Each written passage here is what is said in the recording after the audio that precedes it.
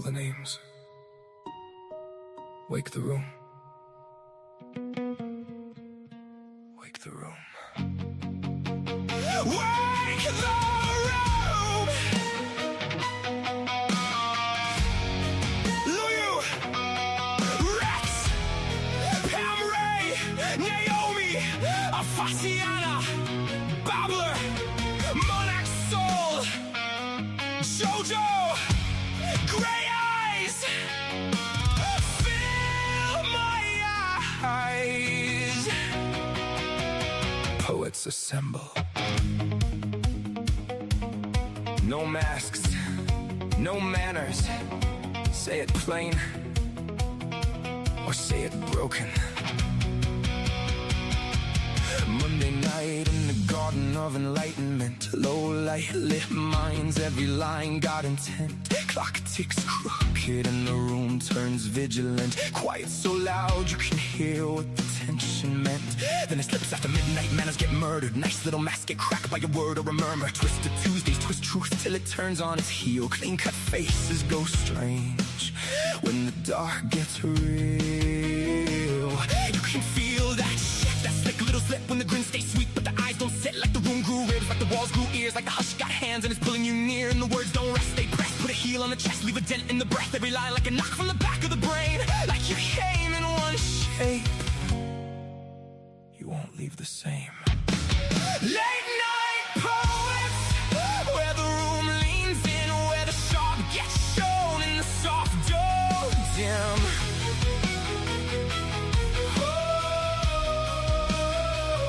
Late night poets, hear the whole thing shift from a whispering the ribs to a line that lifts from the darkened edge of doubt to the pull you can't ignore. We don't just read the night, we make it something more. Say it plain, say it broken. Late night poets, Wednesday breaks, parts in the parts, ink down the spine, half halo, half hazard, both hands in the light. In the yard of seduction walks soft through the smoke, silk on the tongue with the blade in the joke. Books and bards wakes dust in the depth of the shelves. Old ghosts lean out and start naming themselves in a craft and sullen up the ache. Gets a voice, pain stands up street and makes silence a choice. Then break on through when the devil gives way, when the masses sink but the pulse says pray. Echoes in the dark, go hunt the fear, that thing when no name starts ringing in your ear. Say it, say it. Fill my eyes with poetry, don't water it down. Let it bite, let it bloom, let it burn through the crowd. Bad company grins like a bruised dress smart, and rhythm and rhyme puts a boot through the heart. Late night poets, where the room leans in, where the sharp gets shown in the soft dome dim.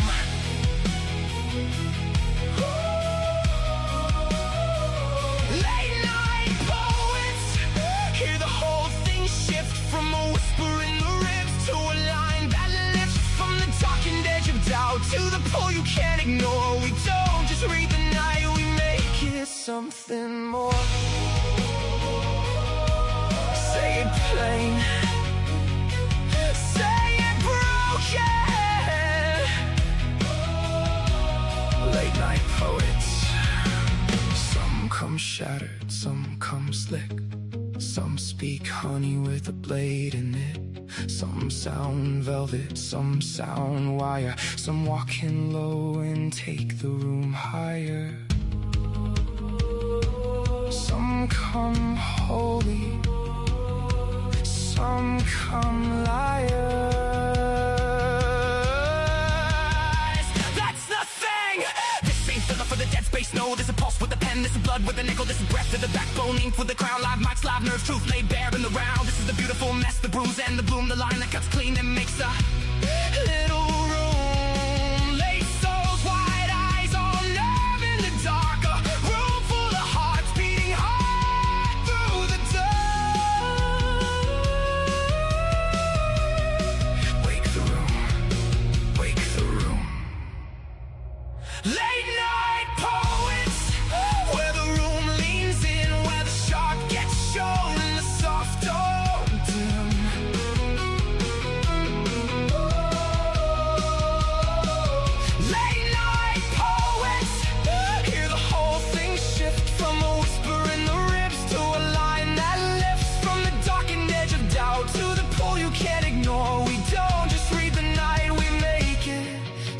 something more. Late night poets, when the clock slips past polite, we tell the truth. LNP, we love you.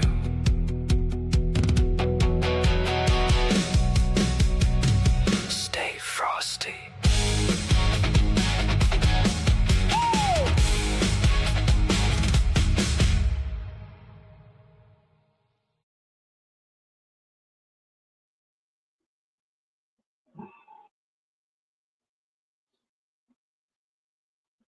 Hello, world. Happy Saturday. You're listening to Bad Company with Greyeyes Smith, and we have a guest on the show tonight, Robbie's Poetry. Hello, Robbie. Hello. Unmute Robbie. Yeah, I'm there. I'm here. How are you doing? Hi. How you doing tonight? A little tired, but I'm I'm here. good, thanks. Good, good. You Yep. got your coffee and you're ready to go. Yep. Yeah. Well, it's good to have you. Nice to hear your voice again. hmm Um, so tonight's show is brought to you by a group on allpoetry.com called Late Night Poets. And we have shows every night of the week. So feel free to tune in and listen to those, as well as anthologies available on Amazon.com that help support these shows. So check those out and help these shows out. That said, tonight's show is based on a contest I ran called Touch. And it um, it goes like this. Sorry. Oh my goodness. Where are we here? Sorry, I'm having trouble with my internet connection at the moment. All right. So it says, "Tell us how touch affects you, tantalize us, make us want to touch you." Um, I'm going to be honest. This was for the Art of Seduction next Wednesday, but I neglected to put up a board for tonight's show. So these are a little bit seductive in their nature. But that said, it'll work for tonight's show. Uh, yeah, actually, sorry, glad to have you here, Robbie, and good to hear your voice.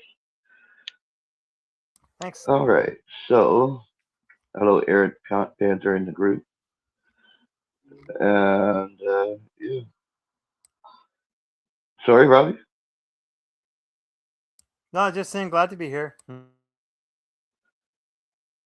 I thought you said something. Um, but no, yeah, it's good to have you. I'll post the first link up, and if you wouldn't mind reading this when you see this, Robbie, that would be wonderful. Okay. So Oh, okay, come let's on. see here. Lucid dreams. All right, so the Lucid Dream, a Lucid Dream by Rhonda Isori. Okay. Yeah, a lucid dream. I pillow upon your shadow lit arms like a day yawning to rest. Your butterfly ribs silhouette my skin against the cashmere braids of sunlight. Our eyes clasping gazes and strolling along the promenade of ecstasy. And we sway on the bed in a seraphic dance troupe where pom pom dahlias dream and poem.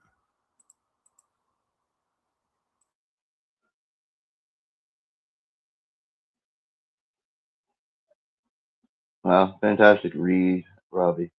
And the word terrific is an adjective that means angelic, heavenly, or pure. So I had to Google that. But no, that was a nice poem. It had a dreamlike quality to it. This fantasy of laying in bed with your lover and just being swept into along the promenade of ecstasy, where a terrific dance troupe where pom pom dahlia's dream. That's a great image right there. Pom pom dahlia's dream. Nicely done, Rhonda. Thanks so much for sharing your beautiful rights. Um, it has a gentleness to the right. There's a softness to it that emanates throughout the right. So Beautifully done. And what did you think, um, Robbie? Oh well, I found it interesting to hear Seraphic like that because Unmute, Robbie. I am unmuted.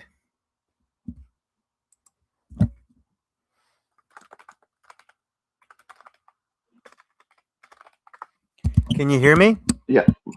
Yeah. Yeah. The Seraphic was interesting to hear because I've heard that Yes, word we before. can. The seraphim in that, but usually when I hear it, it's in another form. Like I hear seraphim or Sarah or such. I don't usually I don't usually hear it in that way. So that was interesting to hear. And yeah, the it had like a certainly it kind of went for it had, I think, what it went for, so to speak, because it seemed to very much lean into or try to lean into, something heavenly and and kind of otherworldly, and I felt like that was where it got to. So it felt like the poem fulfilled the intent of the atmosphere that it was going for, and it made the bed sound especially soft and such, and like it made the whole thing sound very inviting, and it went along nicely with the picture. The picture has a kind of a surreal quality to it. So, and just so you know, Gene was saying that you're on a bit of a delay. So I think when I start to talk, it's going to be like 1 or 2 seconds extra before you hear me talk. So you'll just have to give me 1 or 2 extra seconds so that to make sure that you can hear me.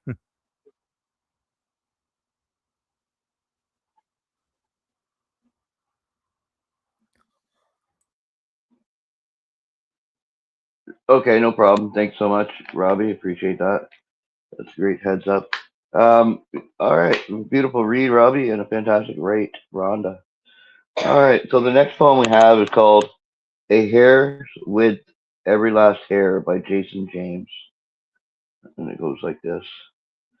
Like having my aura bruised, brushed, a gentle, just a bit off the skin, rustling the hairs, making them stand up on their ends, energy, electric, or run through that on my head, long and soft, stroke, tug on my beard, rustle my pubic hairs while we lay and talk for a short time after, holding each other, and let me touch the same delicately, just the tip of my tongue, lightly at first. Barely there, shouldn't be legal, or a sable hair number 6 paintbrush, and ice cold bottle of black India ink, and write each other pillow books, take turns who goes first and last, soft and slow, maybe roughly after a long hard day, but one bad one at that, and it's been tough lately, and I just want to say, F it, the slightest touch of lips brushing skin, no sin in it, must have been meant to be, if we ever find ourselves in such a position. End poem. What did you think, Robbie? It was a kind of a curious poem for tone because the way it was, it had a certain more elegant part. It kind of bounced before between being a little bit more elegant and then being more more real, like mentioning the pubic hair and that. So it was a kind of a curious poem to me that way. It made it hard for me to say just exactly how I felt about it because then some parts. That's the thing. If the whole poem was that one tone or the other, I would have had an easier time with saying, okay, I like this poem or I don't like this poem or this is how I feel about it. But I mean, but the parts that that I liked. I did like, and I think he was just going for more realism, and I can appreciate that. I think I just would have done it a slightly different way, but yeah, I can appreciate that he was trying to go for more like everyday and realistic. But even and then when he did that, even then it wasn't so bad. It was just it's like it was a little bit more real in contrast to the because of it being in contrast to the other tone that he was conveying.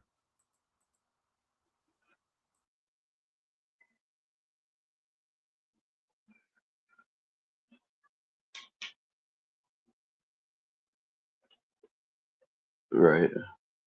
Yeah, I understand what you're saying. Thanks so much, Robbie. Great comment.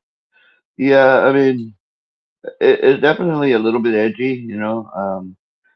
He pushed the boundaries a little bit with the right, but overall it passed. It has a certain seductiveness to it that you know, like having an aura, my aura brushed a gentle just a bit off the skin, rustling hairs, making them stand up on ends.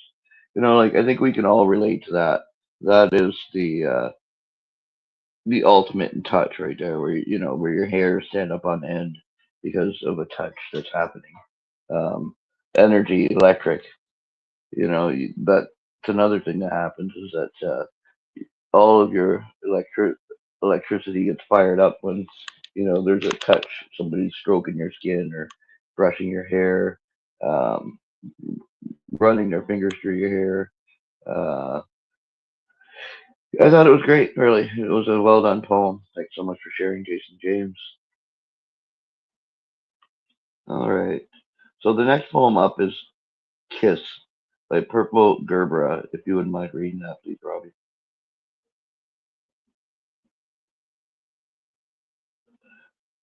All right. Sorry about the delay. I just was navigating it, two or three things there. Okay. Let me just get over Kiss by Purple Bera. Yeah, there we go. Kiss. There is just so much I wish I could. Sorry. Let me just start over again. Kiss. There is just so much I wished to say, only get tongue tied. But your kiss conveyed it all. A whiff of carbon dioxide, but feels like breathing life into me. Like a renewing romantic CPR, sealing lips like band aids over our past scars, untying the twisted knots in stomach, replacing them with butterflies, untangling the words out of my mouth in minty breaths and soft sighs. End poem. That's kind of ironic because I got tongue tied reading this poem, and it's twisted knots, and I had to start all over, and even then I got a little tongue tied. So I guess I fulfilled the poetic purpose of this poem.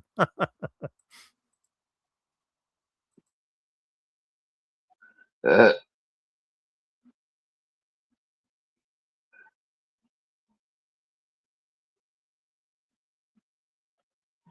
right? Yeah.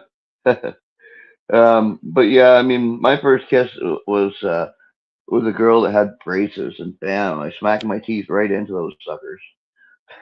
I went in too fast, too hard, and ended up smacking my teeth against her braces. So that wasn't very pleasurable, but we did figure it out and got past the first impact, I guess you could say.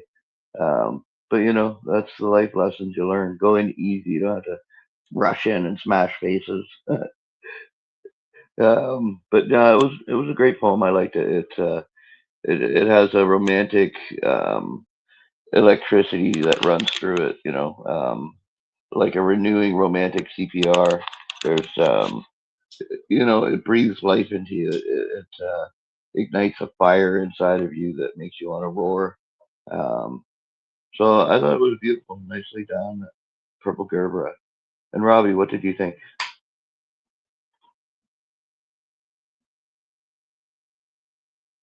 Yeah, this poem was. Let me just go back to it here. Yeah, it's just again, it made me crack up that that it was making me do what it was talking about. I like some of the unique images, like romantic CPR. I remember there's this whole story about the CPR dummy and like what it was based on. I think it was actually based on a person. Like they had a mold of a real person or something like that.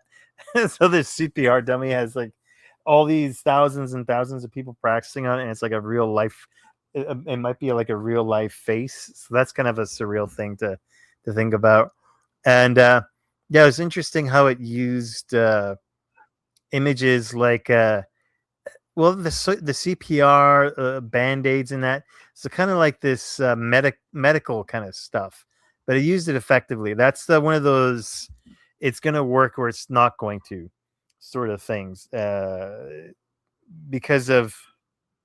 because it is a medical thing, right? So it's easy to misuse a medical thing as an image if it's not exclusively medical, but it worked in this instance. And untying the twisted knots in stomach, replacing them with butterflies.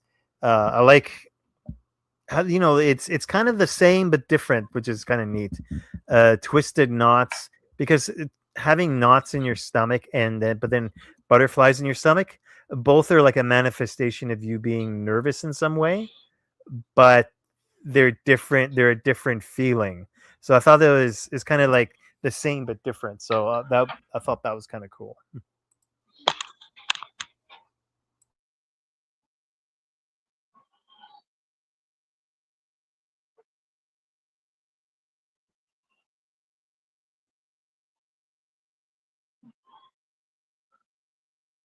Yeah, exactly. No, I understand what you're saying about the stomach and butterflies and knots for sure.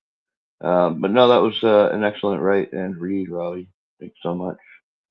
All right, so the next poem up is called Numb by Halcyon. I must be wearing gloves, invisible gloves. Perhaps I have no arms, a sleeveless amputee. Maybe fire or disease has left my fingers skinless. I compensate with words, chit chat, or feeble wit, but that numbing frostbite has gone deep within. Sometimes I dream the lost time of touching, finger tracing of lips, a tender clasp that grips, a playful link of palms or soothing stroke of hair. I smooth a milky cheek with a smiling soft caress. Someone takes my hand to meet the miles together until I wake up frozen to a frozen grasp that holds without feeling. End poem. Wow, that took a turn. What did you think, Robbie? Yeah, it's when a poem takes a turn, it makes it more effective because you're leading the poet down one particular path, and all of a sudden, just in that last stanza, it changes. That makes it even more poignant and even more effective. And that ending, until I wake to a frozen grasp that holds without feeling, that reminds me a little bit in the way of sirens, and and just generally figures like that, like femme fatales. Although it's that lure men, but in this case, it deals different, because it sounds like more like maybe disappointment, because it's the hands that hold without the grasp that holds without feeling. I kind of wonder if it's kind of midway between that femme fatale and a disappointment, but to me it leans more towards disappointment, where you're holding someone's hand and there's no feeling there. There's no almost like there's no reciprocity, and it was kind of interesting that it built up to that. Although when you think about it, this is one of those poems where the title does give it away, or when you keep it in mind in the back of your head, you're like, oh, okay, well that shouldn't be surprise.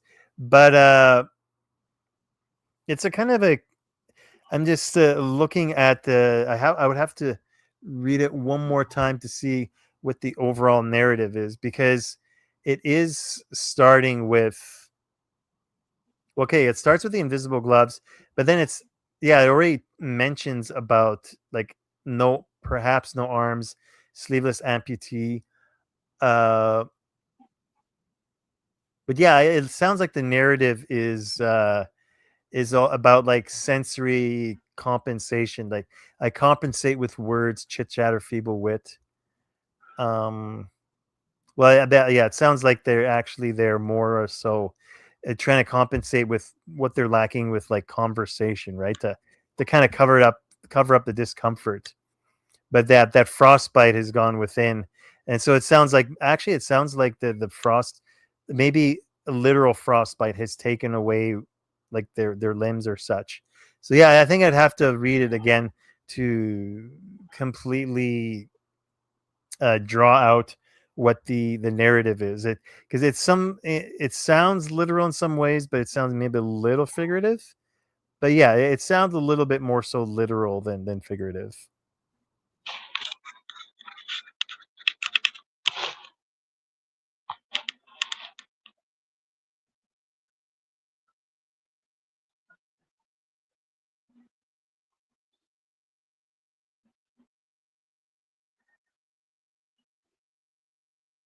Right. Yeah.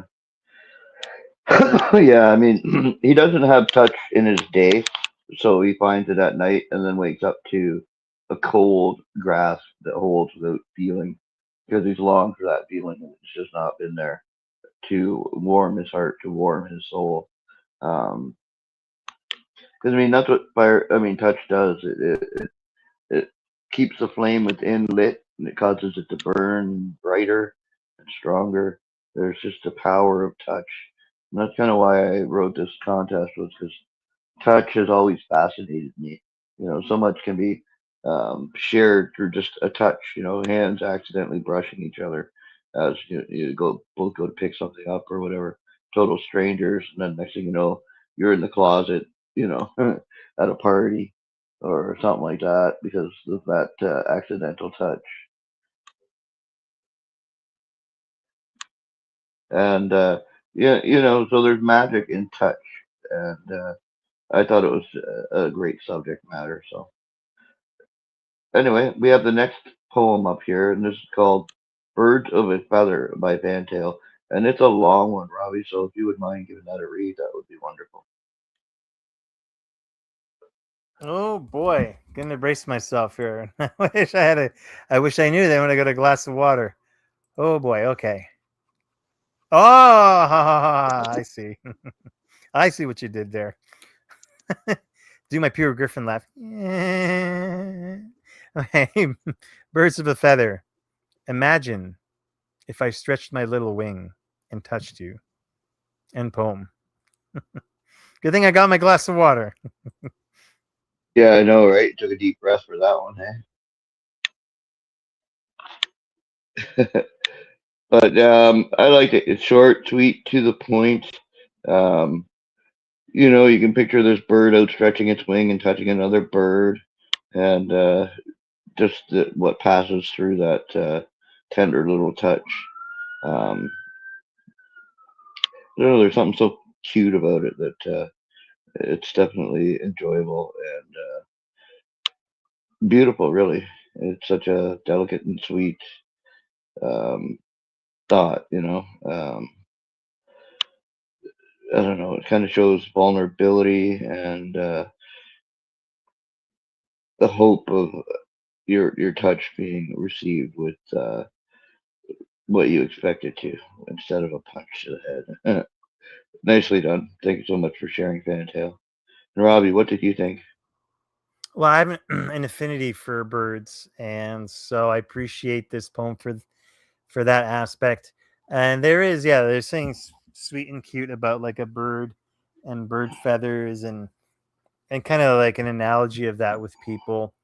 Uh, I think especially because of the way birds nest and the care and tenderness that's shown in that, and stretching out a wing is like kind of like this symbol for help, and that, and so it makes the poem extra sweet for that it uses that image. And actually, I was just thinking of the song by Daft Punk, "Touch," and it's got a really actually very very good lyrics, and it's about like the touch and yearning for touch, and kind of like when somebody is, and I think they kind of compare when someone is and someone isn't. So yeah, now I'm gonna have to listen to that song after I finish on the show, and it's just funny how a contest or a poem can remind you of a song like that. Yeah, exactly. Great comment. Thanks so much, Robbie. All right. So up next we have "Your Touch" by the Poet, which there is a SoundCloud for.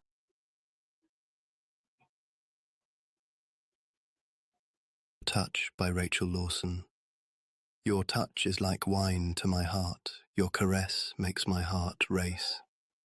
I need your touch, it enlivens me, it gives me life, it sends a chill down my spine. You are part of my soul. I need you, my love. I feel you, my love, all my life.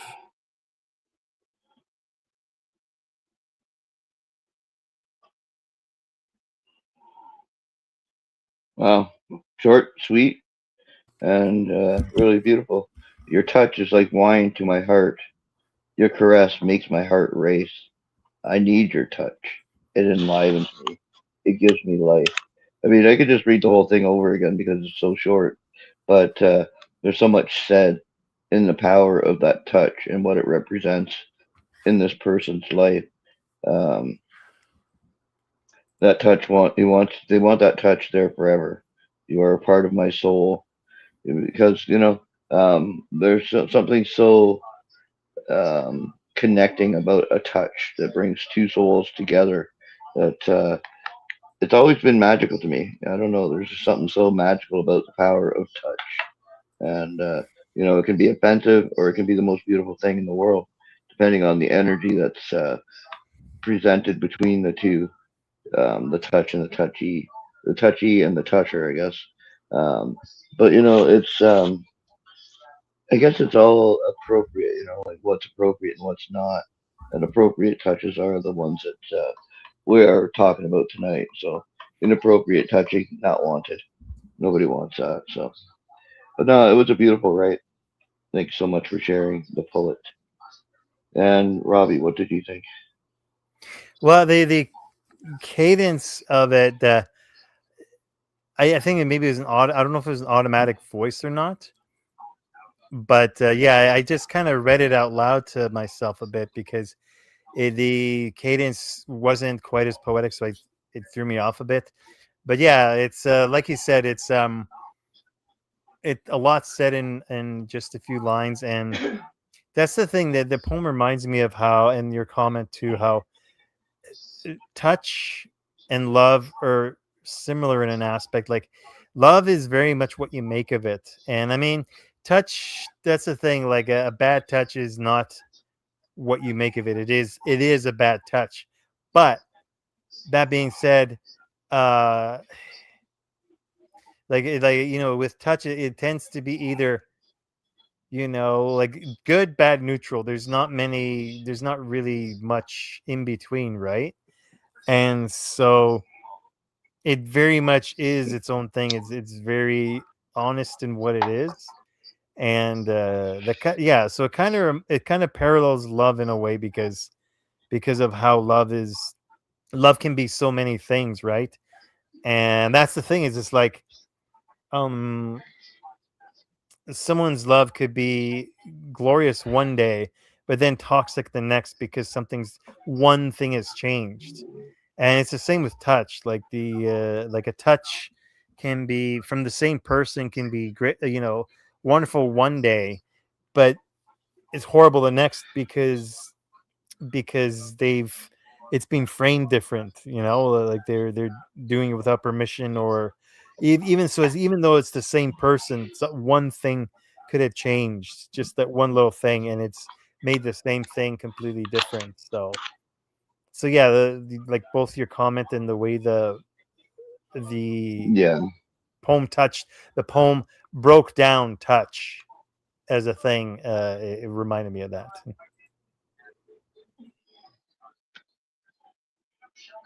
Yeah, exactly. Great comment. Thanks so much, Robbie.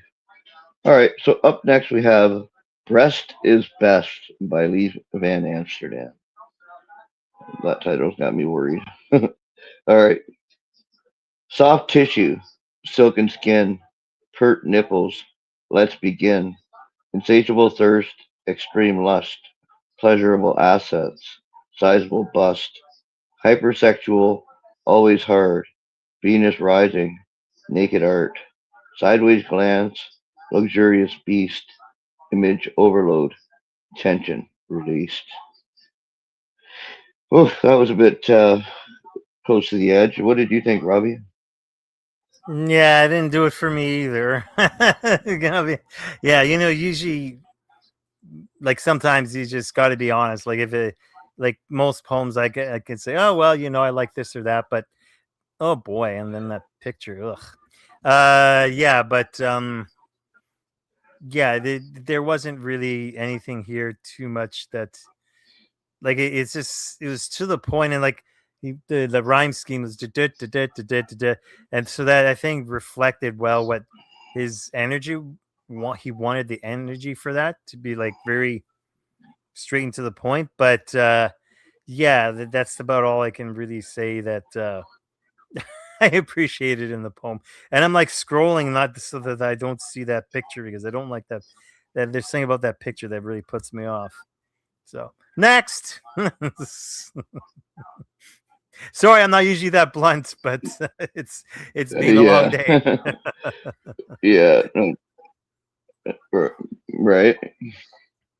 Yeah, not gonna tolerate any BS tonight. But no, I don't know. I don't know. There's nothing seductive or sensual about it. Um, I get that he's fascinated by breasts, but I don't know. There's other ways to go about it, really. Um, I don't know. It's a very hard edged poem, in my opinion. There's nothing soft or sensual about it. Maybe soft skin. I mean, soft tissue, silken skin. That's about it, really. Yeah, exactly. Sorry, Leaf, but it wasn't one of your best, in my humble opinion. All right, so I'm gonna grab the next poem here. Come on. Alrighty, Leaf and Amsterdam. All right, here we go. So this one is by Stelina, Robbie, if you wouldn't mind. Oh, hold on. Okay, let me just draw my mic up My here. goodness, man, nothing's Yep. clicking right. All right. Uh, Sorry, I'm having trouble getting to the group. oh, okay. Hold on. All right, there it is. Finally. Okay, I'm gonna have to refresh one more time here. Oh, I'm still getting the Leaf Amsterdam poem. Oh, is that? Oh no, now I see Stelina. Okay, there we go. Oh, it looks a little bit like Ophelia in the picture. No word nor deed. Don't try and hide your feelings from me, however dark they may be. For my love transcends the best and the worst, and in your poetry, so well versed, you reveal what lurks within your soul, that thread that runs through you, black as coal. That mystery that I cannot see delights the basest parts of me. No word nor deed may quell my adoration. It deepens still my dark contemplation of what in shadowed hours might stir, where hidden truths within you blur. Your touch ignites a fire within that compels me to taste your delicious sin. Thoughts of you should bring shame, yet I remain drowned in your game. My mouth yearns to take salacious sips intoxicated by every hungry lips, and feel your body next to mine, entwined around me like a clinging vine. Nothing you desire shall I refuse. In this game of love, you will never lose. For no one else can make me feel so free, nor arouse the darkest desires in me. End poem.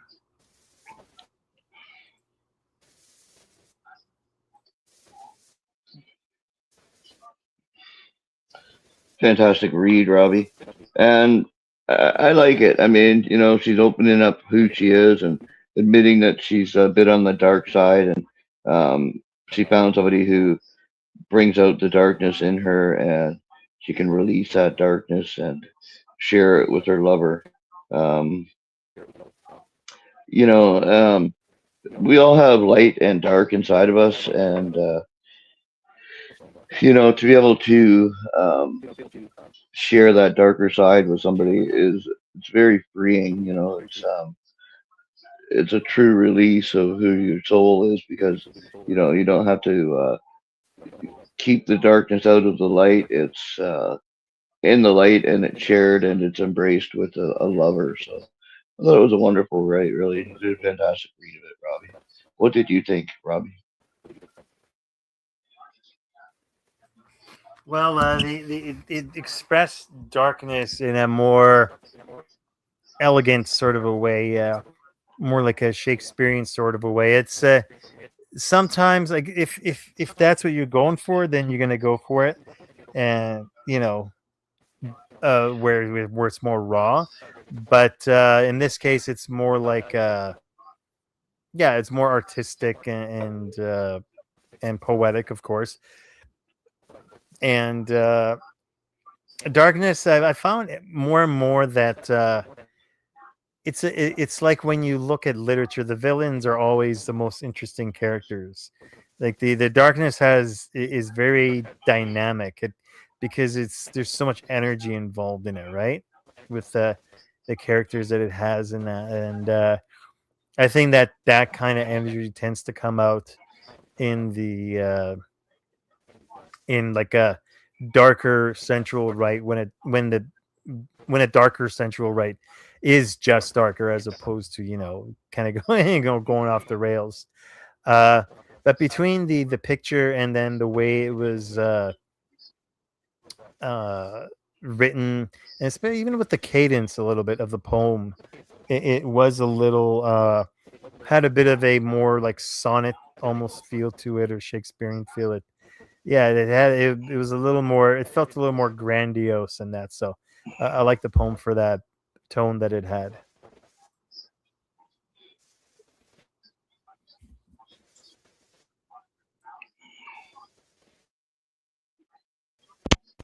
Great comment, Robbie. Thanks so much.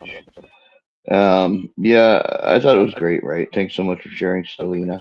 And all right, so up next we have The Trouble with Touch, like Greg Gall, and I'll post that into the group. Do you hear that echo of our voices, Robbie? I heard a tiny Where it sounds alien, there's just a bit of chopped up. tiny something coming from the background, but not my, I barely hear it at all. I just heard a bit of a vroom, vroom for a second, but that's it. Yeah, Oof, yeah, now it's something weird coming through. yeah. No, I can hear it echoing behind us, all chopped up, alien sounding. All right, I'm going to post the next poem here. This is the Trouble with Touch by Greg Gall. The trouble with touch is wanting too much, fingertips tingling, trite hearts signaling. Your space in between, where feelings are seen. If taken one day, you loot your own way. A rush of desire, an embrace on fire, sparks of connection, human convection.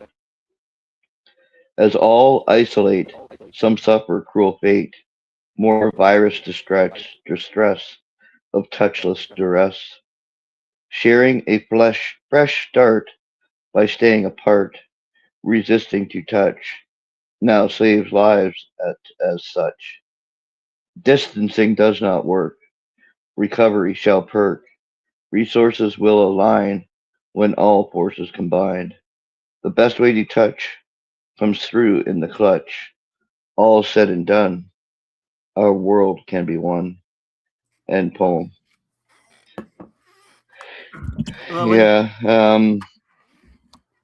What are your thoughts, Robbie? when it mentioned like the virus, it made me wonder, or like the word virus, it made me wonder if he's referring to like a COVID kind of situation where you can't, you have to not. Oh yeah, yeah, I think it is because it's in the context COVID-19 in the time we are given. Okay, so yeah, this looks like a. It does look like I was going to say a plague poem, Freudian slip.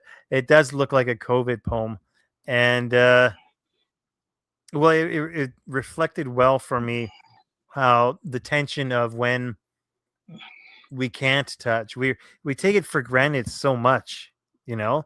It's just such a universal thing, and it's just something we automatically do. And when it when you can't touch like your like other people, but then you can't touch the groceries, you can't touch this, you can't. It's just it's maddening, and it I remember during those times I saw some things that were just truly kind of nutty, but I think just because they didn't know what else to do. Like I saw a poster where two people were wearing masks and they were, instead of shaking hands, they were bumping elbows. And like, really?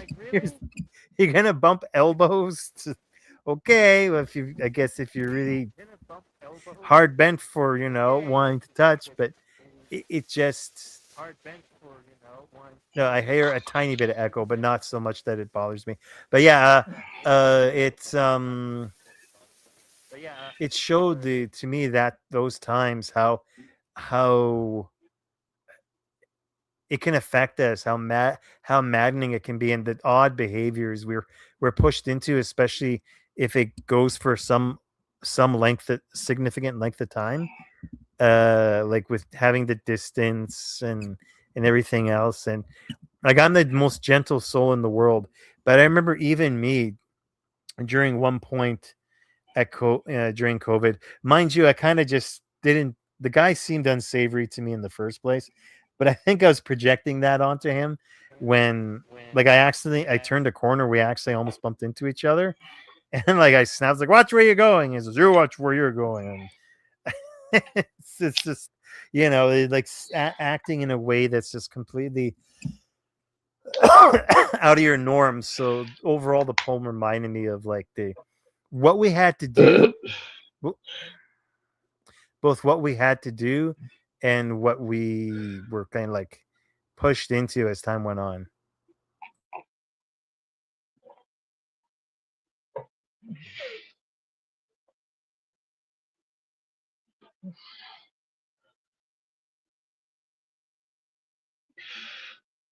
Yeah, exactly. No, it was definitely a touchless, don't come near me world when COVID was on. You didn't want anybody in your bubble, that's for sure, because you didn't know, are you carrying COVID? Are you carrying COVID? Who's carrying COVID? It was a scary time. So I don't know how they managed to function in the New York City subway system or whatever, because those things get pretty crowded. Or in Japan on their subways. Um, with their trains. They're so crowded. India, how do you avoid sharing communal air with a crowd of people when you're in a little box traveling from point A to point B? It was a scary time for sure. For sure, for sure. All right, so up next we have Skin, Pepsodent, and Rapid Eye Movement by Becky Friend. If you would read that for us, Robbie, please. All right. Interesting title. I rest my hand lightly on his chest, watching it levitate with the slight dip and rise of sleep. His breaths come in shallow wafts, the familiar scent of cherry cough drops and cool mint. His mouth blowing kisses that land on my tongue and leave my eyes misty, like warm sighs condensed on a cold winter window pane. My own breathing contained so not to awaken him, this close to daybreak, but my fingertips stick to his flypaper flesh, trapped in a slick blend of scent, sweat, and skin. That firm and rough, smooth pleasure of a book bound in leather, palm flat, I swear, on that breathing Bible, my blind fidelity, pressing gently to leave a trace of me, a white and pink laced handprint, and a suntan suede stamped into the ebon brocade of his working man night. When daytime parades through his dreams of assembly lines and overtime, bill collectors and hidden landmines, Big Brother and other repossessors that race in REM speed behind his eyelids. Across his furrowed face, burrow deep into tiny creases of his blue collar brow. Such a sweet place to touch. End poem.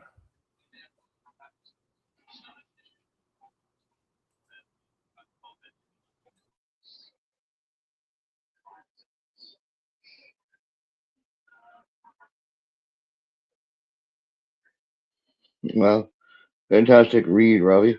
And I really like the way she writes. Her style is just so, um, I don't know, there's something so engaging about it. Like, the way she describes stuff, like um, watching her hand levitate with the slightest dip and rise of sleep, his breath come in shallow wafts, the familiar scent of cherry cough drops and cool mint, his mouth blowing kisses that land on my tongue and leave my eyes misty. And then the condensed window pane, containing her breathing, not waking him that close to daybreak. And then the flypaper flesh really took me for a turn because, I mean, flypaper flesh, that's, I don't know, flypaper is gnarly and it's gross. Um, in my opinion, you don't want to be touching flypaper, at least not when the sticky stuff is exposed. Because, oh my God. But I get it that it's like a magnet and it holds her to his body. And then that firm and rough, smooth pleasure of a book bound in leather, palm flat. I swear on that breathing Bible, my blind fidelity. There's such a emotion expressed there of conviction and determination of staying together.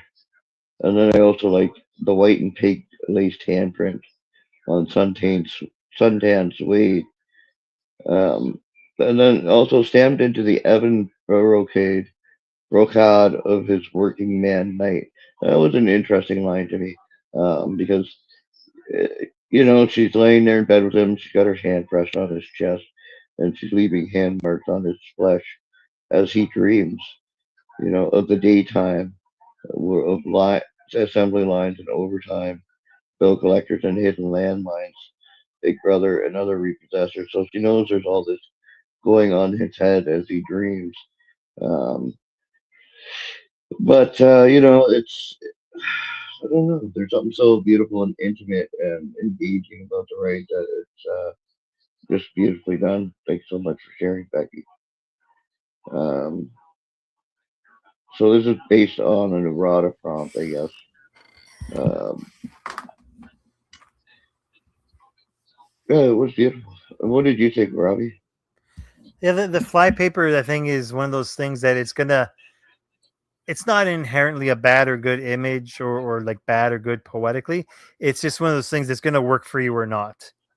And for me, initially it didn't, but then I was like, oh, that's kind of clever. So yeah, I could see it going either way with that in terms of someone liking that or not liking that in this poem. Although I think it would work a little better as something of saying magnetism in just in a non-erotic poem. But yeah, again, I could see it either way. But this is kind of like that celebration of I like my blue collar man. He gets he gets the work done. He brings home the bucks. I got that feeling of it being a bit of a celebration of that. But I thought it was interesting that she's noticing his dreams and that. I can relate to that because I have to take my magnesium and D3 so that my dreams don't spiral out of control. And I remember at one point I was dreaming so intensely that when I woke up, my eyes felt like they were burning because I think the REM sleep was just so like, and that was before I figured out my magnesium D3 situation. And so I can definitely relate to that part of the poem of them thinking intensely, and and I think it's interesting. It's neat that she understands what it is he's probably thinking about. Like she knows his life because she's with him. So she knows what he's probably thinking about when he's got the REM sleep going, and she can see that. And I like that swear on a breathing Bible of my blind fidelity. I love that image. That's just great. Part of the poem, it made me laugh just a little bit, just because of a relation or what it made me think of. Something kind of similar. I know one person. She was a international dancer here, like an Arabic, I think, and so she was married to this guy who is like very kind of like me, like very classic Eastern European, so kind of paler skin, a heavy set jaw, like a strong jawline in that. Anyways, one time she was saying how like they were in bed and he had his hands crossed across his chest, and with his pale skin and his strong features, his strong jawline and that, she says, "Oh my God, I'm married to a vampire." And that just made me crack up because it's just a funny image in and of itself. And I'm stereotypical Eastern European, so I could just imagine myself with sleeping, and if my arms happen to be crossed across my chest, I could see someone mistaking me for a vampire, maybe. So that part made me laugh.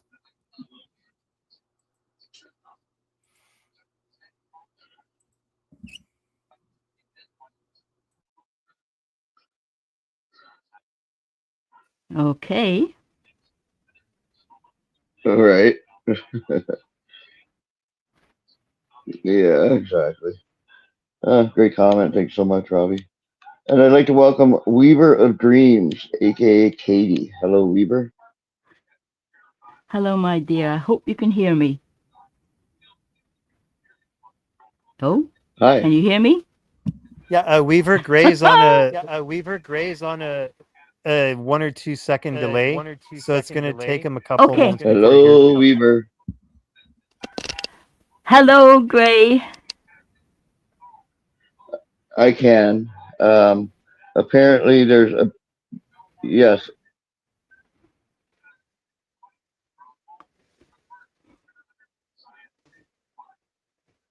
Okay. Am I coming through without an echo this time? Hi, Weaver. Thank you for joining us. Oh my. Were you able to hear the poem that was read? Yes, I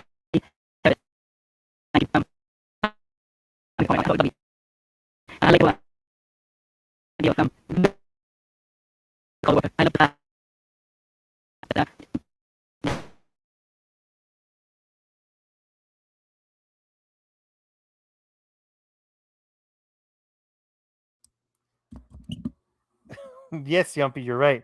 Yeah, Weaver's Weaver's roboticized now. Oh no. Ah.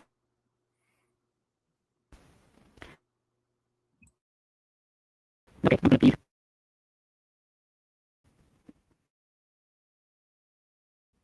Okay.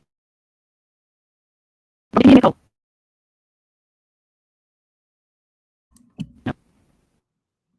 Weaver, you're really choppy now. You're barely coming through it. It's all chirpy and everything now.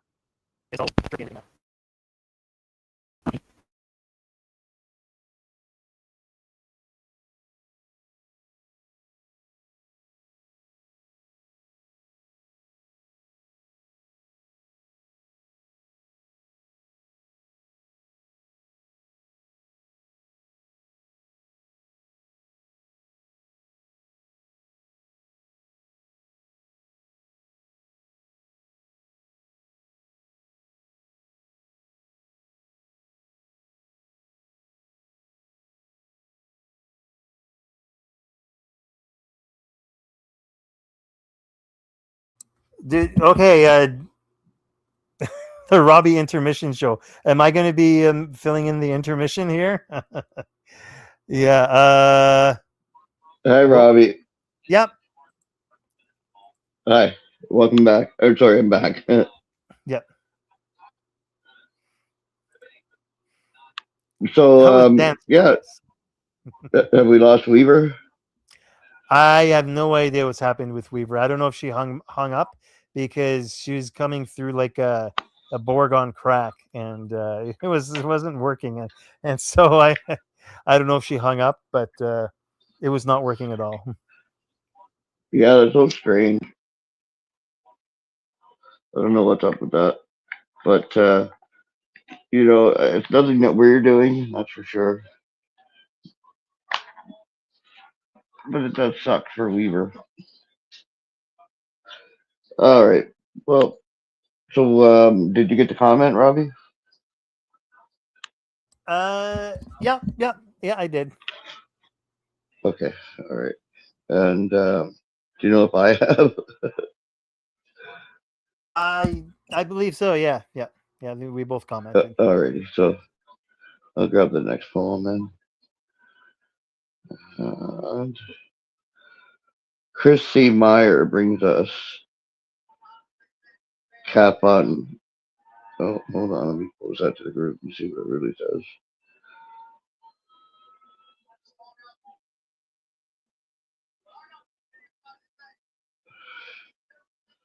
Oh, yeah. So it is Capoon. Would you mind giving that a read, Robbie? All right. Let me just go to. There we go. Cafoon. Well, that's Cafune. Okay. Oh, the act of running fingers through or caressing a loved one's hair or the fur of an animal. I'm going to have to remember that. There is a drape that blocks the sun, so I part the veil to better glimpse your smile. The side quest of your hair offers the most pleasant of distractions. Weeping willow coils ensnare my hand behind your ear. Black river tugs with insistence, pulling me towards a hungrier dimension. End poem. And Curtis, I'm definitely going to be using that word. Whether it's tonight or another night, I'm definitely using it. Capune? Capane? Yeah, I'm going to have to Google how to pronounce that because I'm not sure. But beautiful read, Robbie. But there is something so beautiful about running your fingers through hair or the fur of an animal that you love. There's just something so beautiful about it. The connection is so powerful that I don't know, maybe the one that's having their hair, brushed by your fingers isn't, I don't know whether it's, received the same on each end, but whether giving or receiving it is better. I'm not sure. I know that I like to have my hair played with. Um, there's something so intimate and engaging about that. It's a beautiful thing. But I really enjoyed the metaphor in this. Weeping willow coils ensnare my hand behind your ear. Black river tugs with insistence, pulling me towards a hungrier dimension. I mean, that's a pretty deep metaphor right there. Um, nicely done, and thank you so much for sharing, Okay. Curtis Meyer. Jojo put cafune in Portuguese. So yeah, ne. He put it had it had like how it's pronounced. So he put that in the chat. All righty, Capune. Nice. And what did you think, Robbie? Well, yeah, like I said, I like the word there, and it's definitely a word I want to use. And damn it, it's giving me hair envy because I don't have any. I have a little bit in the back of my head, but I forget. Like it's funny. It's a funny illusion because when I run my hand through over the top of my head. I can feel like just enough to feel like I have a little bit, but then I look in the mirror, it's like, oh no, bald. But yeah, I have it at the back of my head, so I'm not totally bald. It's weird. But anyways, a poem like this reminds me actually what it would be to have like a full luxurious head of hair. But I like when somebody uses a term like that and they really bring it to life, and they make you like you really learn a new word, but you learn it through and through. Like you learn the essence of it as opposed to just learning a word, And so I always enjoy that. And it's interesting to me that it's both. It's either a loved one's hair or the fur of an animal, and that's the funny thing of when you like pet an animal. There's something relaxing about that in and of itself, especially like a cat, because like when you pet a cat and they start to purr, that just relaxes you like nothing else. So it's yeah, it's interesting to me that word has both those connotations.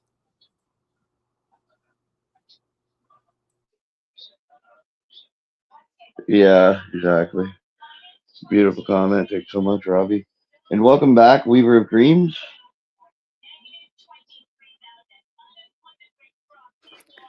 Oh, that remains to be seen. Can you hear me? No?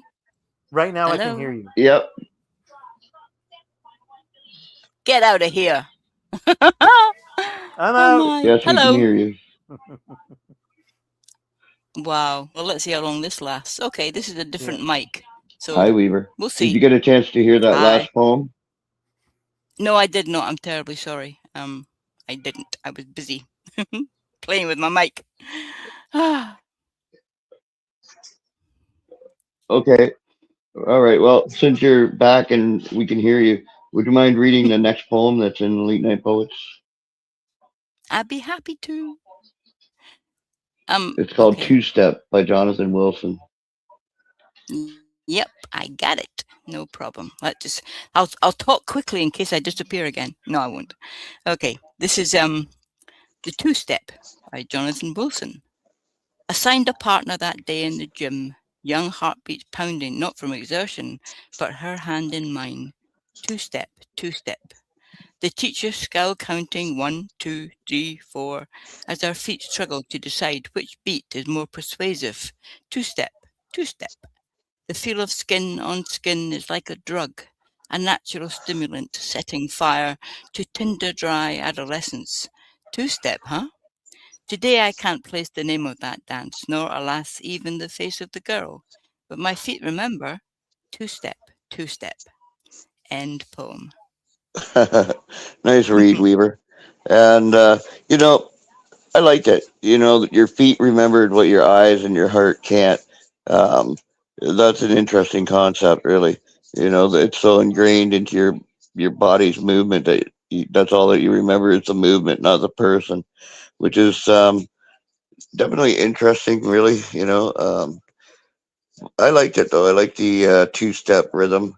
I'm not a two-stepper myself, but I have seen it done, and I like this the date thing, the feel of the teacher's cowl counting 1, 2, 3, 4, as our feet struggle to decide which beat is more persuasive.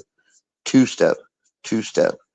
And then, the next captures the art of the touch.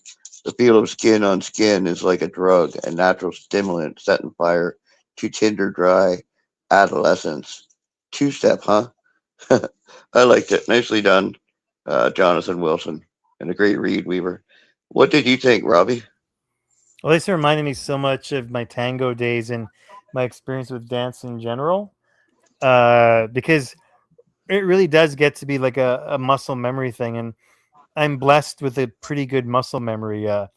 My tango teacher, my Argentinian tango teacher, then like I was away for some reason, but for about a month or so, and she said, "Well, are you sure you're going to remember?" And I just like that, and I got it. And so you remembered. I'm like, yep, I told you I got a good muscle memory. And I remember once when I knew that I did the wrong step, and I looked up sheepishly at her, and she just goes, in her Polish accent, no, and and shakes her head, and it was just so funny that we just both knew. But Yeah. it's funny when you get assigned a partner that day, how it says that, and because the right partner makes all the difference. I've danced with somebody who was like a feather. I said, "Oh, like where have you been all my life?" And then another one, it was like dancing with a uncooperative brick. I couldn't stand it. I only danced with her twice, maybe, but both times I couldn't stand it. And she was so stentorian too, because like even when I was dancing with someone else, she wanted to keep the rhythm, so she was going like 1, 2, 3, 4, and she was like completely ruining my dance with somebody else, and I just gave her the look of death. So this comparing that to my experiences that I have had, it really does capture, I think, the feel of like a two-step class or a dance class in general. So it's nice to kind of connect that to my own personal experiences, and yeah, it did help me. It did help me to see how this poem really caught it spot on. Yeah, exactly. I come from the tribe of two left feet, so dancing was not my forte ever. I mean, I could slow dance like a mofo, but any other dance was just not on my list. Not happening. And Weaver, what did you think? Ah, slow dance like a mofo. Oh, I could see that in my mind. That's so brilliant. I love that. Oh, I'm with you, Gray. I cannot dance. If I'm able to dance, it's because I'm so drunk, and I'm so drunk I'm not able to dance. So I just don't do it. But I thought this was wonderful. You can imagine this is. There's nothing more excruciating than being young and being forced to dance. Especially, I think, if you're a guy. Um, I, I hope you can still hear me. Can you? Yeah, I can hear you. Oh, cool, cool. Yeah, so I thought this was brilliant. I really enjoyed it, especially the two-step. I love that. So, yeah, thank you so much for sharing. It was brilliant. Great comment. Thanks so much, Weaver. Alrighty, so I'm gonna grab the next poem here. And this is by Tribal Man, and it's called Metamorphosis. And I'll post this to the group. Uno momento, por favor. Alrighty. So up next we have Metamorphosis by Tribal Man. And if you wouldn't mind reading that, Robbie, that would be wonderful. Okay. Uh, Someone outside of the show is giving me the giggles, so I have to make sure. I have to make sure that they don't. Anyways, a metamorphosis. Uh, After she bathes in a wooden barrel filled with gentle rainwater, lays naked, she opens her lush garden, stroking soft bristles gently. Delicately touches around the pink larva, produces flowing sweet nectar, tasting nectar along the edges, taking her time, caressing the outer shell of the chrysalis.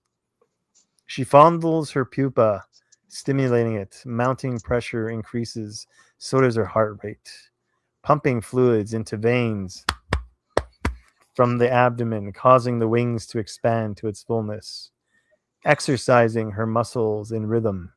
Once in flight, and she has reached ecstasy, the final stage of metamorphosis. End poem.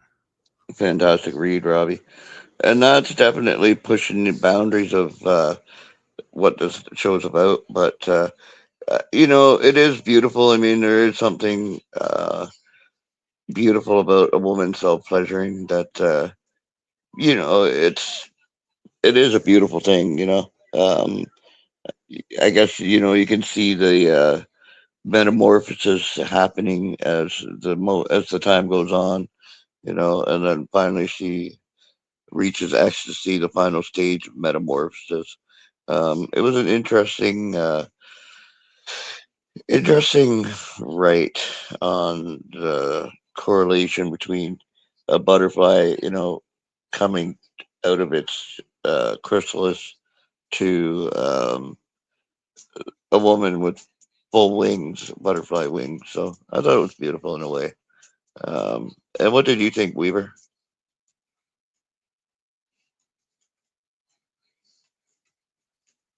Sorry, I had to unmute. Well, first of all, I thought this was fascinating. I really enjoyed it. Different. I love the idea of after she bathes in a wooden barrel filled with gentle rainwater, lays naked, she opens her lush garden, stroking soft bristles gently. But well, that takes you to where the poet wants you to go, doesn't it? And from there on, you have all the parts that makes life stimulating and interesting. And I just thought it was beautifully written. It was adult, but it was adult in a very clever way, sensitive way. And I'm hearing weird noises. Anyway, My yeah. dog. Oh, okay. Okay, doggy, it's only me. Yes, so I thought it was really very, very well written. I really enjoyed it. Yeah, very well done. Thank you for sharing. Fantastic comment. Thanks so much, Weaver. And Robbie, what did you think? Yeah, I thought it was an interesting parallel. It kind of made sense in some ways with metamorphosis and like self pleasuring, and I think myself I just would have picked like maybe different stages of the metamorphosis or written it slightly different because like when it mentioned larva, like my head literally lurched back. It was like, oh, pink larva. I don't know. It's just it would be if it was a general metamorphosis or saying a more general thing. I would have. Oh, okay. Well, that's just a parallel. But because the parallel is to self pleasuring, that part threw me off a little bit. But otherwise, aside from that, I did like the idea of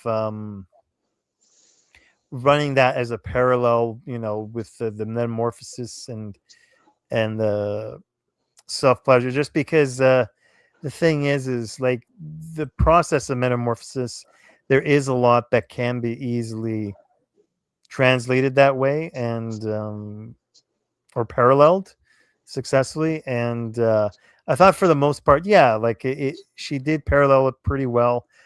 I just like that one I mentioned before, and maybe like pupa, like just like little words here and there. I would have like skirted the edges of that term more, or like use like another part, or like maybe like use another part of the metamorphosis. So like I like the general structure and the general idea and framework.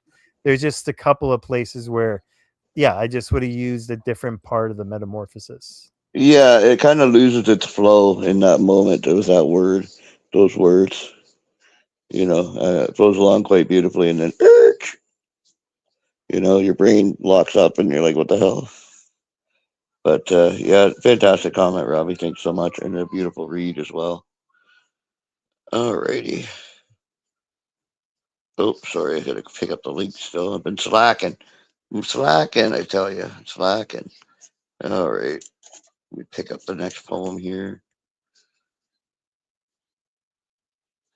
All right, so we have "Become Light" by Manon, and I will post this to the group.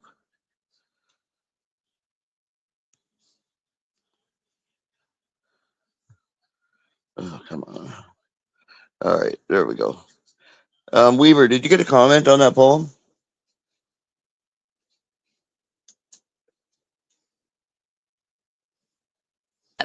Yes, I did. Sorry, I have to keep muting my mic. Yes, I did. Okay, no problem. All right, thank you. All right, so we have "Become Light" by Manon. You touch me, and I lose my shape. Sculptures awakening in the heart. of sparks. I touch you, and you lose your fear, shadows turning in the wick of flame. Your heat unravels me into rivers of gold. My softness gathers you into the depths of glow. In your warmth, I unravel. In my melting, you steady. And somewhere between your flicker and my surrender, we become light. And it says in the author's notes, redomancy means the act of loving someone who loves you back. So redomancy. Interesting. What did you think, Robbie? Well, a term like retomancy is interesting because I think with language, especially English, is one of the most, I think, meticulous languages for having a word for just about everything. But you forget how very specific terms can have, or ideas can have a term for them. And this I'm gonna have to drop that as a message for the poet. But when it says "we become light," it reminds me of a. I was watching Inspiragio video on YouTube. It's an art channel that me and Pam watch. We both have gotten inspirations for shows to do from that. Anyways, there's one painting where there's a candle, a single candle that's lighting the painting, and they say it's incredibly hard to actually paint light. I think especially candlelight because you're like it's an active thing, right? And it's an intangible thing. It doesn't have substance to it, and that's like how do you draw? How do you paint something like that? Anyways, the the light. Well, right in the title it says "we become light," so I like that the light is intermingled between two people, and this is a very warm sort of a light. It does kind of remind me of a. Oh, my voice is getting dry. All this talking. Um, um, yeah, it's a very warm candlelight sort of a light, which makes sense to me because this is because of the kind of emotion that it's conveying. Your heart unravels me into rivers of gold. My softness gathers you into the depths of glow. So yeah, it has a definitely a soft sort of a candlelight feel to it. Yeah, absolutely. Beautiful comment. Thanks so much, Robbie. And Weaver, what did you think? Oh, I thought this was beautiful. I really enjoyed it. Uh, and that last stanza just, you're right about the flickering candle. That just really brings it to mind. But that last stanza just completely brings everything together. In your warmth I unravel, in my melting you steady. So I can see the give and take, which is what any good relationship should be about. And somewhere between you flicker and my surrender, we become light. Beautiful, beautifully done. And I will remember that word as well. It's a wonderful word. The act of loving someone who loves you back. That alone is not only a novelty but a delight. So thank you for sharing. Absolutely. Beautiful comment. Thanks so much, Weaver. Yeah, I think when two souls join, that you can travel the universe as light forms. You know, I don't know. There's something so magical about the act of loving somebody and being loved by somebody that, I think that one person can be 3,000 miles away, close their eyes, and call out to their lover and find their energy out in the universe. And then, you talk to your lover on the phone hours later and you're like, I called out to you in the universe and I found you. And they're like, I thought I felt that. Um, so I think there's a deep electric connection that exists in the universe, that we are light, that we can travel throughout the galaxies and find each other in that abyss of space. Um, due to the energy that's radiating from us. Um, I don't know. That's what I believe anyway. That two people who are connected, whether it's in a loving, like a romantic type relationship, or a familial relationship, or a friendship relationship, that you can find each other's energy out in the universe. And so, yeah, I thought it was beautiful. I loved it. All right, I'm gonna post the next poem here, and this is called Chateau by Painted Lotus. And once I post this, would you mind reading it, Robbie, please? Okay. Sorry, I was tabbed over there. Okay. Uh, Here we go. Chateau. Okay. Chateau. Burning to feel every inch of you against me. Mouth open. Tongue swirls. We sink to the floor. Temperature rises. Flushed petals blush, opening gently. Fingers paint invisible art across the surfaces explored. Heart ricochets up and down, shocking my torso. Can't catch my breath. Jump at your touch, apropos from my navel. Lips carry hints of tobacco, staining my canvas. Your snow covered chateau. End poem. Beautiful read, Robbie. Thank you so much. And Weaver of Dreams, what did you think? Yes, I thought this was beautifully written. I love the idea of the chateau um, being the body, the person, uh, and obviously an awful lot of feeling as well in this.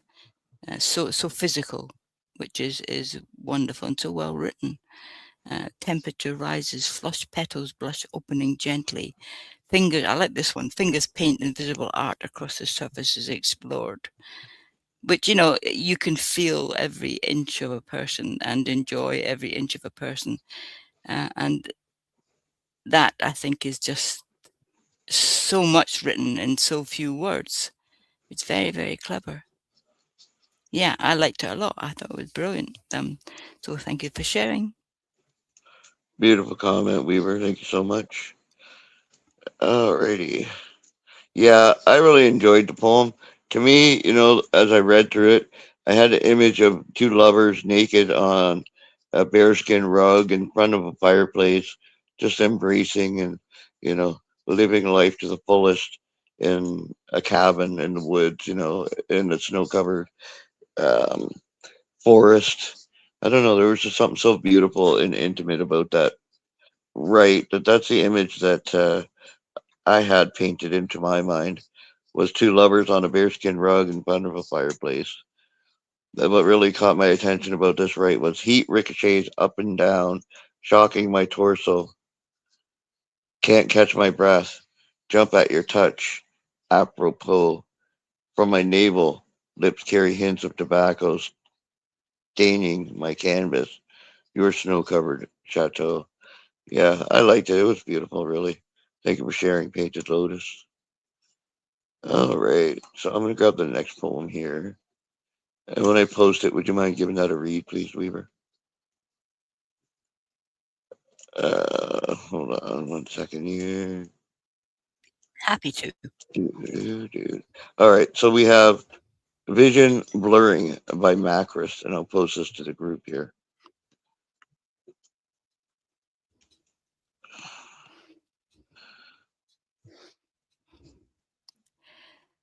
All right, whenever you're ready, Weaver. Thank you. My system has decided to jump around all over the place, so just bear with me for one moment. I'm refreshing as we speak. Not that it helps any, but it sounds good. Okay, I'll be. Oh, yes, I got it. Good old vision blurring. twisting within the cage of seduction, unraveled in a blur of lost emotions, sweat-licked bodies upon leather leashes, tastefully the need of our addictions. My vision blurring, no longer seeing. My soul is broken, my body feeling. End poem. Beautiful read, Weaver. And Robbie, what did you think? I always enjoy Macris's work. The well, let me just close out Chateau there so I don't confuse myself. Twisting in the cage of seduction. I like that. I like that image. When it's like when a cage is. I've come across this image a couple of times now when like a cage or chains can metaphorically be like freeing, but shackling at the same time, imprisoning at the same time. And it's I've always found that to be, but especially these days, as I've kind of looked at that more philosophically and artistically, that sort of ironic image of how such a thing can be liberating, and imprisoning at the same time. um it just there's a very like kinetic feel to this, because I imagine like a literal cage of seduction, and then it talks about the blur of lost emotions. So I kind of think about like a blur of like colors going around, with the of emotion, and sweat licked bodies, and leather leashes. It's just it's like, yeah, it's like celebrating the cage, kind of. I almost like that as a title, celebrating the cage. I might have to work with that, but it's like it's celebrating the kind of celebrating vices when they're partaken of in their in their most positive way, and in seductive sort of a way. um Take fully the need of our addictions, my vision blurring, no longer seeing. My soul is broken, my body feeling. It's interesting that the soul is broken, that lets the body feel. Yeah, I find that there's a lot of interesting kind of contrast going on in this poem, and it makes for a very interesting poem. I'm gonna have to put that on my favorites here, on my bookmarks, and thankfully the bookmarks haven't changed too much with the site, because so many other things have changed, but it's still easy for me to find my bookmarks. Yeah, exactly. Great comment. Thanks so much, Robbie. And Weaver, you read it. What did you think? Oh, I thought this was very, very interesting. I I enjoy everybody's enjoyment of what makes them feel good. I think whatever flicks your switch is not a bad thing. I I don't find it within myself to be submissive, but I can understand how giving yourself to someone else to the extent that anything they want is what you want might be a fabulous feeling, but the fact that this was so much in so few words, and everything about that feeling was there and very, very obvious, twisting within the cage of seduction, unraveled in a blur of lost emotions. That is so cool.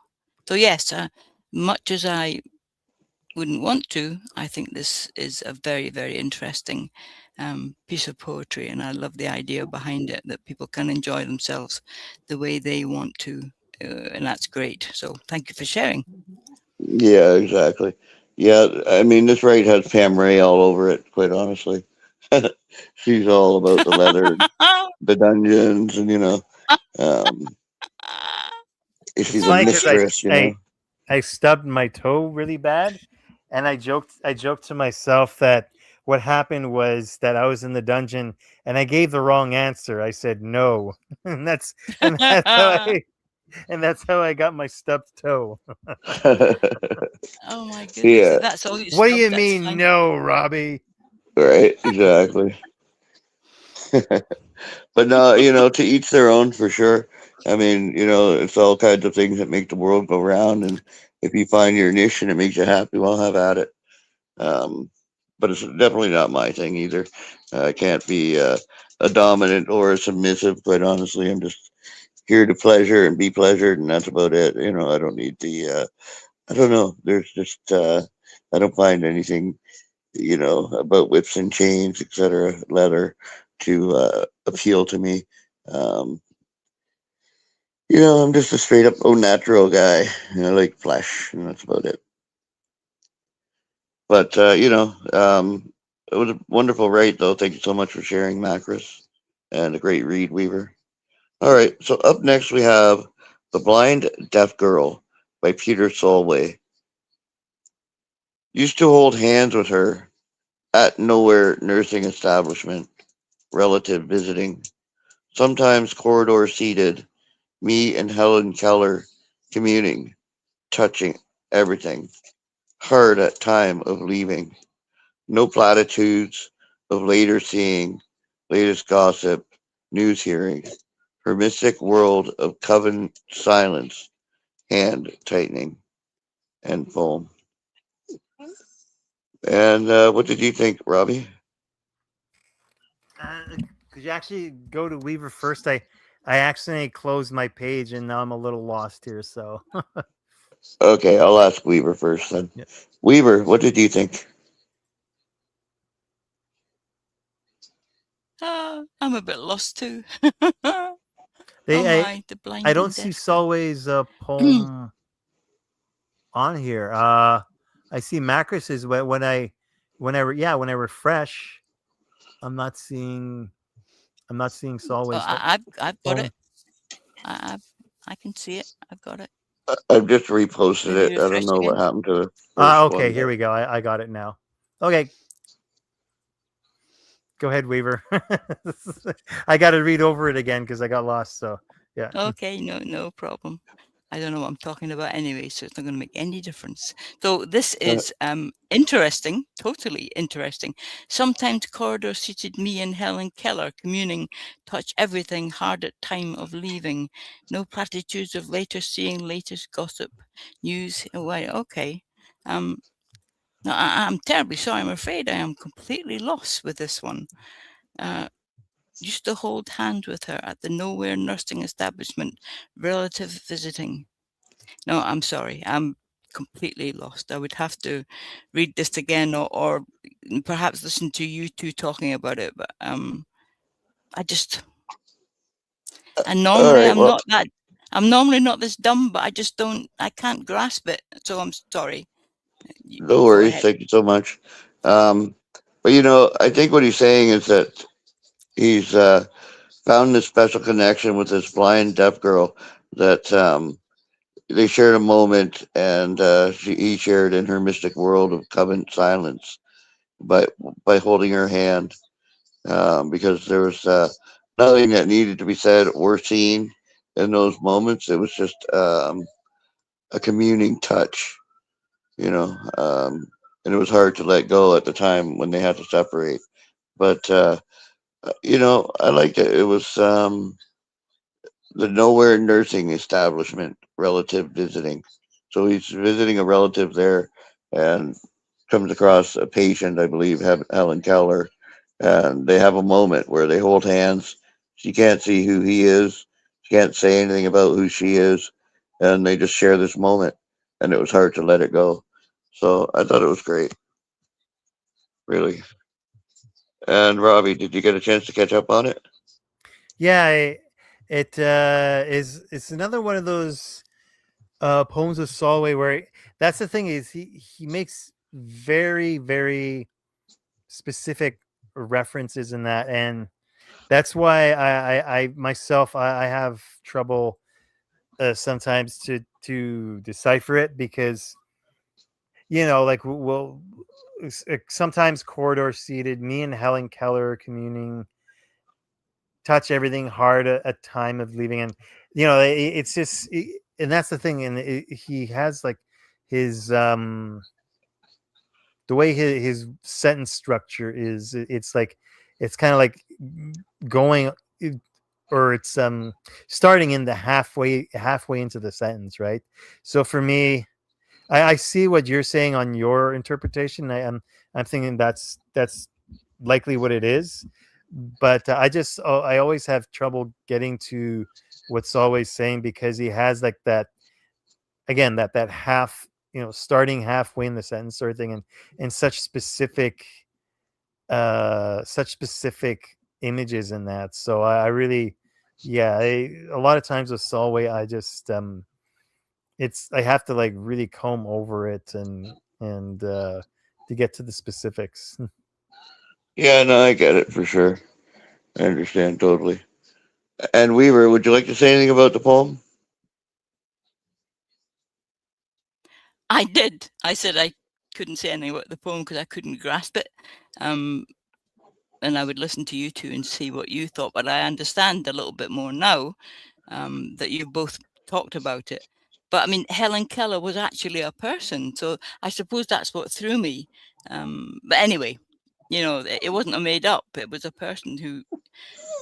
Yes. Okay. I understand what you said, and I understand more about the poem now. But I did find it difficult to grasp it. So thank you for your comments, because that helped. No problem. Thank you so much, Weaver. Alrighty. Would you mind reading the next poem, please, Robbie? It's called My Emptiness by Owen Orator. Yep. Owen's Orator.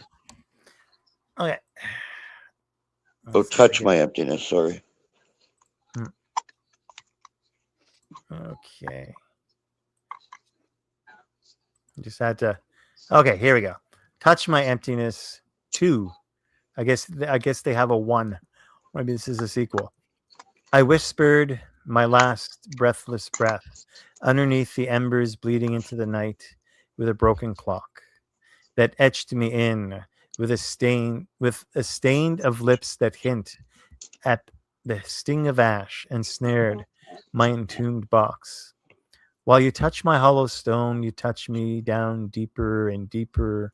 Now, drilling silence, pull me into light. But I'll pick up this trapped rose flower from string that dies on this area of loneliness. End poem. Fantastic read, Robbie.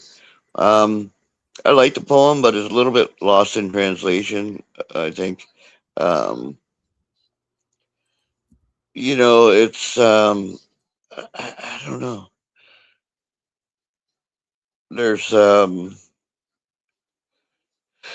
I like the feeling of it, the feeling of being lost and then found, to be buried and then pulled back out by a touch that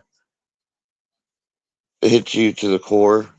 Um, what really got me was I'll pick up this trapped rose flower from string that dies on this arena of loneliness. There's so much hope in that line. I think that he's always, even though he feels like he's losing, he's gonna pick up the rose anyway, and you know, um, it's I don't know, it portrays hope. I think the rose does, regardless of the overall situation of being buried and being lost. Um, the hope of connection. It's a very emotional poem. Um, yeah, it's an interesting write. There's such a darkness yet a hopefulness in it that emanates throughout the write. So I thought it was great. Really, a little bit lost in translation, but not a lot, not enough to spoil the poem. Um, it was rich in metaphor and emotion, so nicely done. And it's got a hell of a lot of comments on it. My goodness. Wow. It's I follow this poet. I followed him for years because I don't know. Even though a little bit's lost in translation, I like his messages. It's always hopeful, regardless of how dark the situation seems. Um, So, what did you think, Weaver? Yes, fabulous piece of poetry. I mean, and this is Touch My Emptiness too. Perhaps I would have been more clued up if I'd read one as well, perhaps. But yes, the writing of it, this is it's emotive. There is so much passion and hope in it. Even though, my hollow stone, you touch me down deeper and deeper now, drilling silence, pull me into light. So yes, there is this need for touch. There is this need for love, and be pulled into the light and out of the darkness. But there is that beautiful rose at the end of it, which is a lovely thing, because a rose, a flower, is always emotive and hopeful. So yeah, beautifully written. I mean, there's so much feeling put into this, and as you say, yes, perhaps a little bit lost in translation. Then I wish I had read "Touch My Emptiness" one, but I'll get to that. So thank you so much for sharing. Thank you, Weaver. And Robbie, your thoughts? There's a certain tenderness and authenticity of emotion here that I think goes across the translation boundary. You can feel and sense the earnestness of it, I think. And the fact that it begins with "my last breathless breath" really gives it a sense of urgency and like emotional immediacy. um and it's like when it says the underneath the embers bleeding into the night with a broken clock. That's a really unique image, and again, it gives a further sense of emotional urgency because embers bleeding is like very much a painful sort of image, and the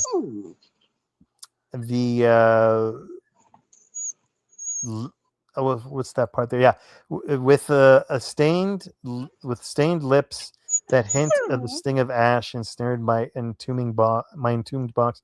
That reminds me a little bit of like kind of a volcanic almost image when when people get like when you saw like was it Pompeii?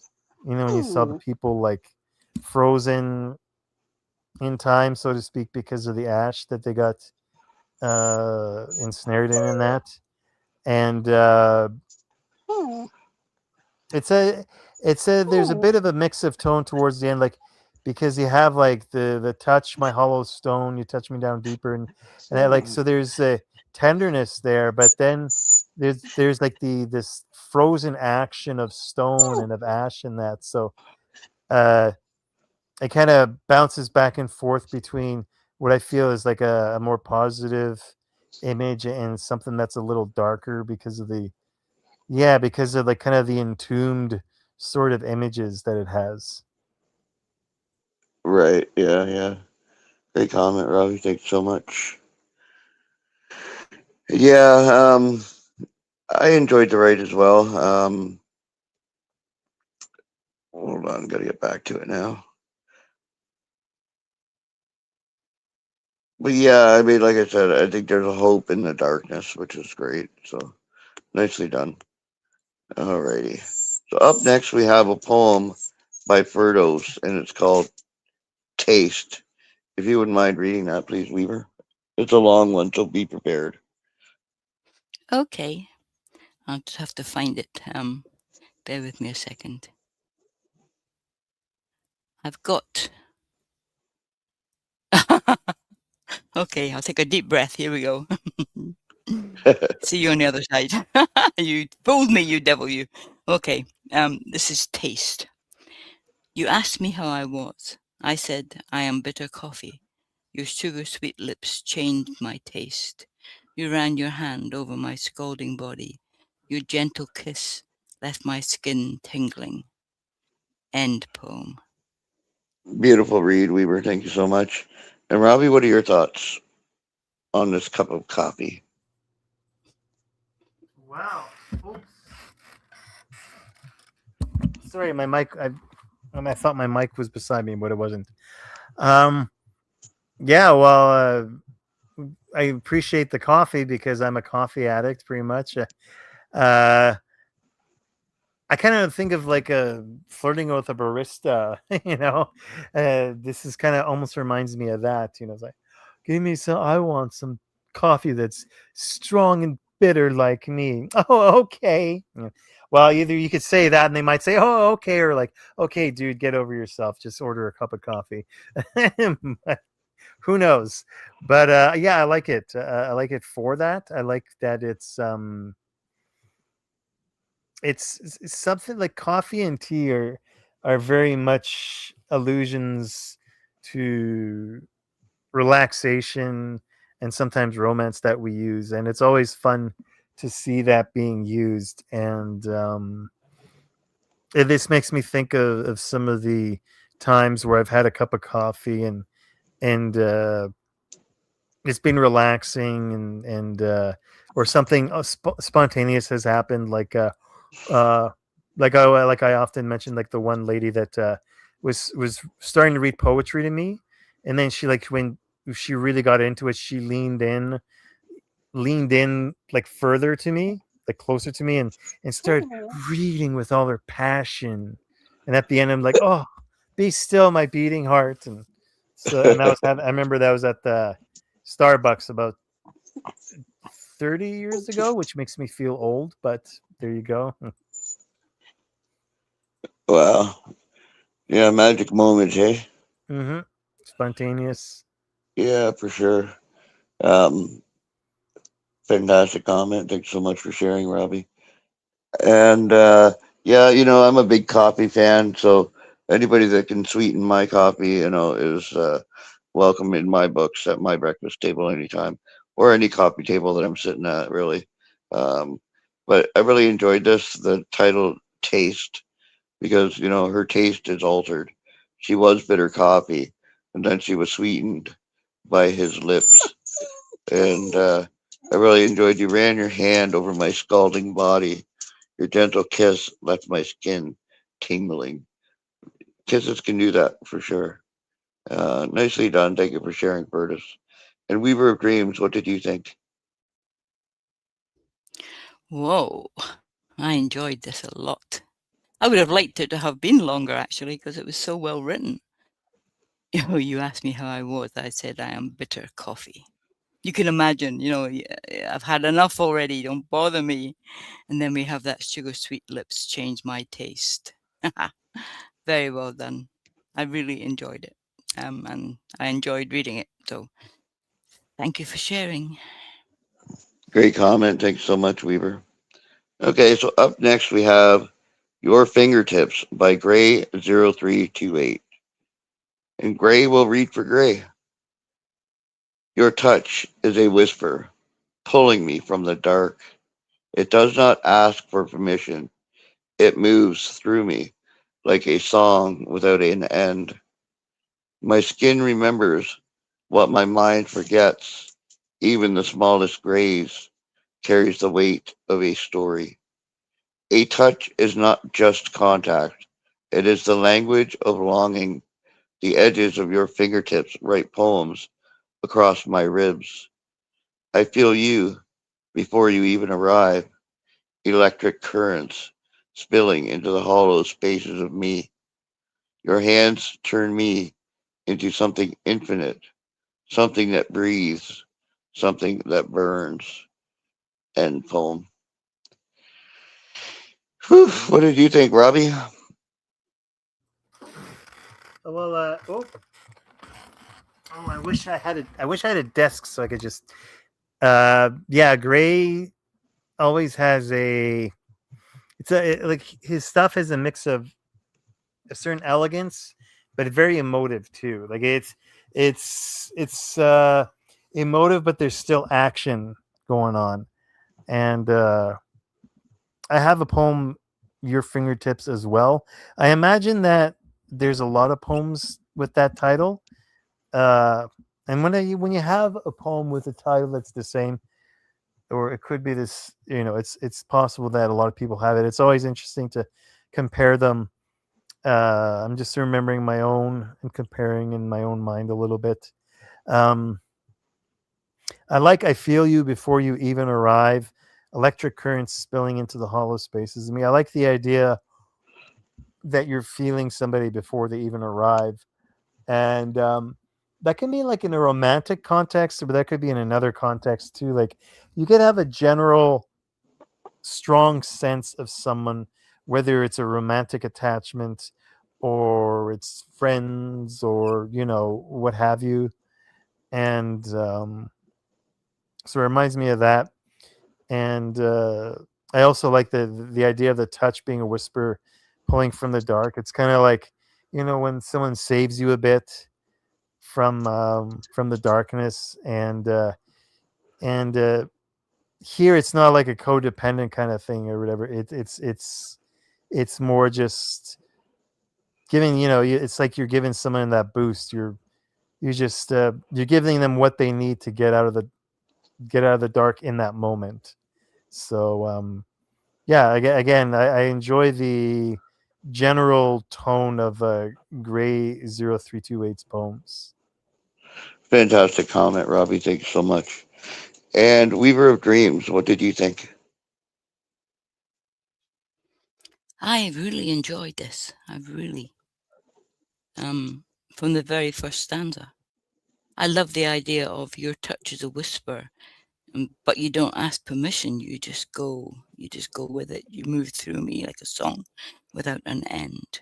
Beautiful. It really is beautifully written. I feel you before you even arrive, which has already been said, but what a lovely idea that you're that in tune with someone that you know the air moves, the scent is there. There is something that makes you aware that that person's close and coming closer, spilling into the hollow spaces of me. Just beautifully written. I really enjoyed this. Yeah, thank you so much for sharing. Fantastic comment, Weaver. And yeah, I'm all about cosmic love because I've experienced it. You know, I've experienced traveling the ether with my lover as we made love, and it was the most beautiful thing in the universe. Really, you're light. You know, you're just zooming through the universe with your lover, dancing and swirling and swirling, and it's incredible. Really, it's very I don't know, ethereal feeling to travel the cosmos with your lover as you make love. There's just something so incredible about that experience that I'll never forget it. Really, it doesn't happen every time, and it hasn't happened a lot, but when it does, boy, it'll shake your core for sure. You know, it's nothing like you've never known or will ever know again, kind of thing, because it's so unique and so um, capturing and rapturing. You know, it just blows your mind, really. But that said, I think we're gonna skip it and not put another poem up just because it's almost 9 o'clock. But that said, I'd like to thank you, Robbie. Thank you, Weaver, for calling in tonight to share your heart, your mind, your voices, and most especially your time. Um, yeah, thank you so much. I love you all. Have a good night. Thank you, and I'm really glad you could hear me. Good Yeah, it was a night. good Good night. night, John We Paul. know which microphone to use now, eh? Oh, definitely. As long as and you can hear me. Oh Yeah, you yeah, can hear me clear as day. okay? Yeah. Oh, excellent. I'm so pleased. Okay, I will. Right. I'll say good night. And it's been an amazingly interesting evening. Thank you. Yeah, yeah. Like I said, I took the art of seduction show and stole the rights for the show, so I'll have to put up another art of seduction contest. But anyway, it was a fun night, and I enjoyed both of your company. Again, thank you so much for calling in to share your hearts, your minds, most especially your time. Much love, poets. Night, Robbie. It'll be Night, Weaver. fun. Good night, Good Gray. night, John Yep. boy. Bad boy. Good night. I'd like to thank everybody that listened in and on the studio as well. Jojo, Yumpy, I'm not too sure who else was here. Uh, Jojo and Yumpy for sure. But that said, good night, everybody. Much love.